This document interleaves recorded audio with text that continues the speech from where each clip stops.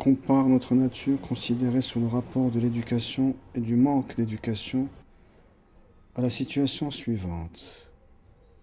Voici des hommes dans une habitation souterraine en forme de grotte, qui a son entrée en longueur, ouvrant à la lumière du jour l'ensemble de la grotte.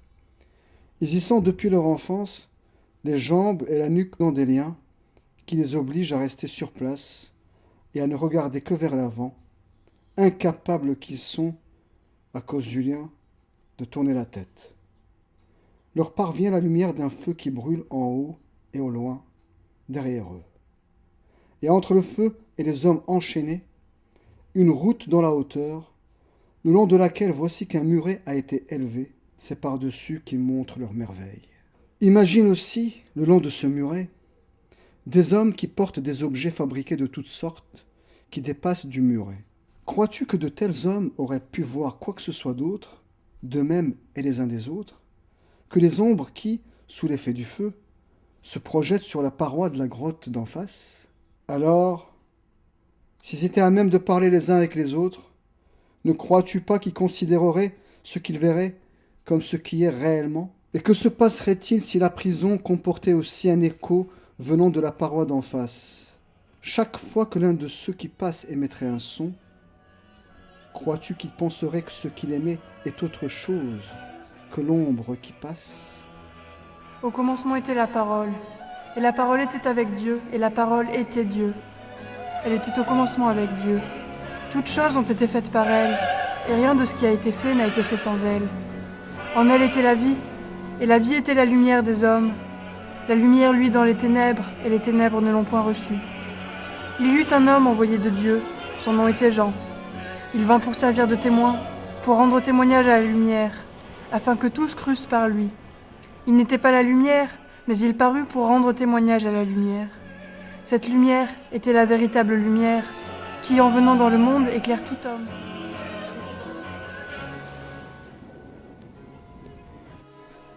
Avant la fête de Pâques, Jésus, sachant que son heure était venue de passer de ce monde au Père, et ayant aimé les siens qui étaient dans le monde, mit le comble à son amour pour eux.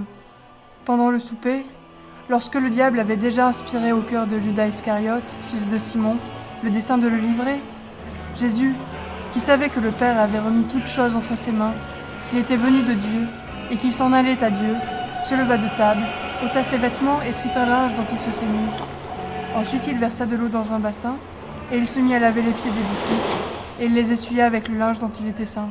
Il vint donc à Simon-Pierre, et Pierre lui dit : « Toi, Seigneur, tu me laves les pieds ?» Ce que je fais, tu ne le comprends pas maintenant, mais tu le comprendras bientôt. Pierre lui dit : « Non, jamais tu ne me laveras les Si pieds. » je ne te lave, tu n'auras point de part avec moi. Simon-Pierre lui dit : « Seigneur, non seulement les pieds, mais encore les mains et la Celui qui tête. » lavait n'a besoin que de se laver les pieds pour être entièrement pur. Et vous êtes purs, mais non pas tous. Car il connaissait celui qui le livrait. Vous n'êtes pas tous purs. Après qu'il leur eut lavé les pieds et qu'il eut pris ses vêtements, il se remit à table. Comprenez-vous ce que je vous ai fait? Vous m'appelez maître et seigneur, et vous dites bien, car je le suis. Si donc je vous ai lavé les pieds, moi, le seigneur et le maître, vous devez aussi vous laver les pieds les uns aux autres. Si vous savez ces choses, vous êtes heureux, pourvu que vous les pratiquiez. Ce n'est pas de vous tous que je parle. Je connais ceux que j'ai choisis. Mais il faut que l'écriture s'accomplisse. Celui qui mange avec moi le pain a levé son talon contre moi. Dès à présent, je vous le dis, avant que la chose arrive, afin que, lorsqu'elle arrivera, vous croyiez à ce que je suis. En vérité, je vous le dis, celui qui reçoit, celui que j'aurai envoyé me reçoit, et celui qui me reçoit, reçoit celui qui m'a envoyé. Le premier jour des pains sans levain, Le jour des pains sans levain, où l'on devait immoler la Pâque arriva. les disciples s'adressèrent à Jésus pour lui dire : Où veux-tu que nous la préparions? « Où veux-tu que nous te préparions le repas de la Pâque ?» Et Jésus envoya Pierre et Jean. Allez à la ville, chez un tel, et vous lui direz, le maître dit, mon temps est proche, je ferai chez toi la Pâque avec mes disciples. Voici, quand vous serez entré dans la ville, vous rencontrerez un homme portant une cruche d'eau. Suivez-le dans la maison où il entrera, et vous direz au maître de la maison, le maître te dit, où est le lieu où je mangerai la Pâque avec mes disciples? Et il vous montrera une grande chambre haute, meublée. C'est là que vous préparerez la Pâque. Les disciples firent ce que Jésus leur avait ordonné, et ils préparèrent la Pâque. Ils partirent, et trouvèrent les choses comme il le leur avait dit, et ils préparèrent la Pâque. Le soir étant venu, il se mit à table avec les 12. L'heure étant venue, il se mit à table, et les apôtres avec lui. J'ai désiré vivement manger cette Pâque avec vous, avant de souffrir, car, je vous le dis, je ne la mangerai plus, jusqu'à ce qu'elle soit accomplie dans le royaume de Dieu. Ayant ainsi parlé, Jésus fut troublé en son esprit. En vérité, je vous le dis, l'un de vous me livrera. Je vous le dis en vérité, l'un de vous me livrera. En vérité, je vous le dis, l'un de vous qui mange avec moi me livrera. Et ils commencèrent à se demander les uns aux autres qui était celui d'entre eux qui ferait cela. Est-ce moi? Est-ce moi, Seigneur? Est-ce moi? Est-ce moi? C'est l'un des 12 qui met la main dans le plat avec moi. Ils furent profondément attristés, et chacun se mit à lui dire Est-ce moi, Seigneur? Est-ce moi, Seigneur? Est-ce moi, Seigneur? Est-ce moi, Seigneur? Celui qui a mis la main dans le plat avec moi, c'est celui qui me livrera. Les disciples se regardaient les uns les autres, ne sachant de qui ils parlaient. Un des disciples, celui que Jésus aimait, était couché sur le sein de Jésus. Simon-Pierre lui fit signe de demander qui était celui dont parlait Jésus. Et ce disciple, s'étant penché sur la poitrine de Jésus, lui dit « Seigneur, qui est-ce » C'est celui à qui je donnerai le morceau trempé. Dès que le morceau fut donné, Satan entra dans Judas. Ce que tu fais, fais-le promptement. Mais aucun de ceux qui étaient à table ne comprit pourquoi il lui disait cela, car quelques-uns pensaient que, comme Judas avait la bourse, Jésus voulait lui dire d'acheter ce dont nous avons besoin pour la fête, ou qu'il lui commandait de donner quelque chose aux pauvres. Judas, ayant pris le morceau, se hâta de sortir. Il était nuit. Le Fils de l'homme s'en va, selon ce qui est écrit de lui. Mais malheur à l'homme par qui le Fils de l'homme est livré. Mieux vaudrait pour cet homme qu'il ne fût pas né. Est-ce moi, Rabbi?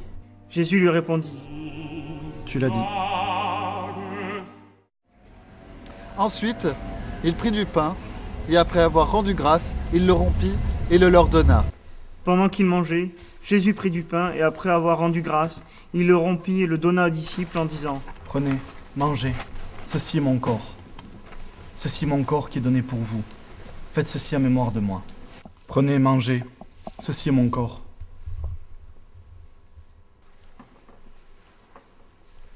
Il prit de même la coupe, après le souper, Il prit ensuite une coupe, et après avoir rendu grâce, et il la la leur leur donna. donna. Prenez cette coupe et distribuez-la entre vous, car, je vous le dis, je ne boirai plus désormais du fruit de la vigne, jusqu'à ce que le royaume de Dieu soit venu. Buvez-en tous, car ceci est mon sang, le sang de l'Alliance, qui est répandu pour plusieurs, pour la rémission des péchés. Je vous le dis, je ne boirai plus désormais de ce fruit de la vigne, jusqu'au jour où j'en boirai du nouveau, avec vous, dans le royaume de mon Père. Dès lors, de tels hommes considéreraient que le vrai n'est absolument rien d'autre que l'ensemble des ombres des objets fabriqués. Chaque fois que l'un d'eux serait détaché et serait contraint de se lever immédiatement et de retourner la tête, que crois-tu qu'il répondrait si on lui disait que tout à l'heure, il ne voyait que des sottises?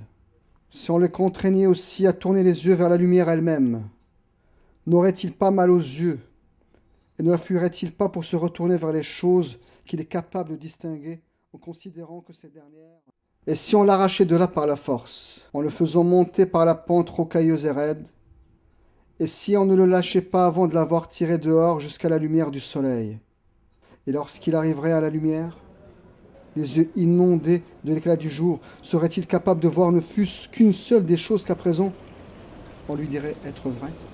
Et après cela, dès lors, il conclurait, grâce à un raisonnement au sujet du soleil, que c'est lui qui procure les saisons et les années, et qui régit tout ce qui est dans le lieu du visible, et qui aussi, d'une certaine façon, est cause de tout ce qu'il voyait là-bas. J'ai aimé une fleur, elle m'a appris